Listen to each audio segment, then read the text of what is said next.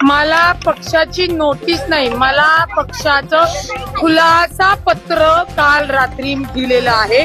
त्या खुलासा पत्रामध्ये जो काही मजकूर आहे तो मी तुम्हाला माझ्या सोशल मीडियातनं तुमच्यापर्यंत पोहोचलेला आहे की मी जे काही महिला आयोगाच्या अध्यक्षा त्याच्यानंतर प्रदेश अध्यक्षा यांच्या बाबतीत माध्यमावर वक्तव्य केलं त्याचा खुलासा मला माझ्या पक्षाने मागितलेला आहे। त्यासाठी 7 दिवसाचा कालावधी आहे आणि त्या खुलासाला उत्तर किंवा जो खुलासा कायदेशीर आहे तो मी देणार आहे।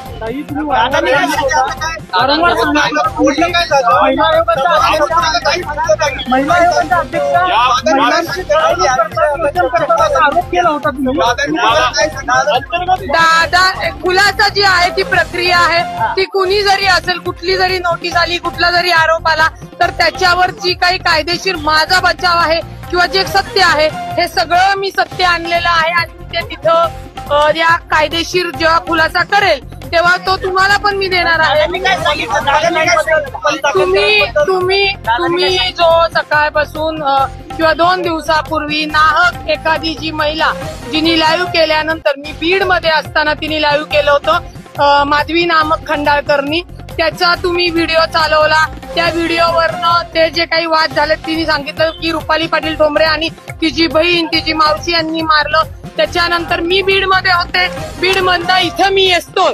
या दोन्ही केसेस हा ज्या वादावादी किंवा जो काही प्रसंग घडलेला तो प्रसंग त्यावेळेला पोलीस स्टेशन मध्ये वाद गेला होता, तो वाद संपवण्यात आला होता आणि तो वाद संपवल्यानंतर लक्षात घ्या, तो वाद संपवल्यानंतर दुसऱ्या दिवशी तातडीने पुन्हा एकदा त्या माधवी खंडाळकर यांनी सीपीला तक्रार दिली आणि अर्ध्या तासाच्या आत हा तक्रार गुन्हा दाखल करण्यात आला। मग माझा प्रश्न एवढाच होता, दोघांच्या तक्रारी तुम्ही मागे घेतलेल्याचं तुमच्याकडे शूटिंग आणि त्याचे दस्तावेज पोलीस स्टेशन मध्ये आहे, तर मग आमचा गुन्हा का नाही घेतला? त्यासाठी मी पोलिसांकडे गेलो होते, त्यांनी गुन्हा दाखल केलेला आहे।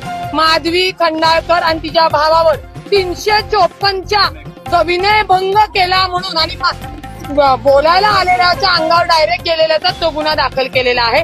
आता माधवी खंडाळकर राज्याचे उपमुख्यमंत्री यांना भेटायला आल्या, साहजिकच आहे। माननीय अजितदादा महाराष्ट्राचे राष्ट्रीय अध्यक्ष, महाराष्ट्राचे नेते राष्ट्रीय अध्यक्ष आहेत, त्यांना कुठलंही सर्वसाधारण व्यक्ती भेटायला येऊ शकतात, त्यानुसार त्या तिथं आल्या होत्या।